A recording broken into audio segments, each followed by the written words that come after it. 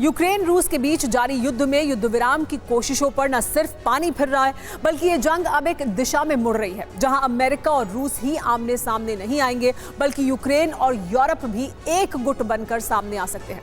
ये दिशा है यूक्रेन पर कब्जे की, सिर्फ भूमि या प्राकृतिक संसाधनों पर नहीं, बल्कि यूक्रेन के न्यूक्लियर प्लांट पर। पुतिन और ट्रंप दोनों ही कब्जे की इस जंग में अब आगे बढ़ रहे हैं। इस चरण में एक तरफ यूक्रेन पर नियंत्रण की तैयारी है, यूक्रेन के न्यूक्लियर प्लांट्स पर कब्जे की कोशिश हो रही है, तो दूसरी तरफ यूरोप लगातार जंग जारी रखने के पक्ष में है। रण में नया समीकरण, एन सेंटर पर नियंत्रण।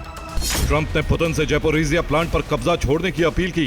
ज़ैपोरिज़िया न्यूक्लियर प्लांट को यूरोप की बिजली के लिए अहम बताया, लेकिन पुतिन ने ज़ैपोरिज़िया न्यूक्लियर प्लांट पर संशय बनाए रखा और यूक्रेन पर हवाई हमले रोकने की डील भी तोड़ दी। ट्रंप ने यूक्रेन के न्यूक्लियर प्लांट्स चलाने में मदद की पेशकश कर दी और ये पेशकश ज़ेलेंस्की के साथ हुई बातचीत के दौरान ट्रंप ने की, जिसमें न्यूक्लियर प्लांट्स के बुनियादी ढांचे को सुरक्षा देने की बात कही गई।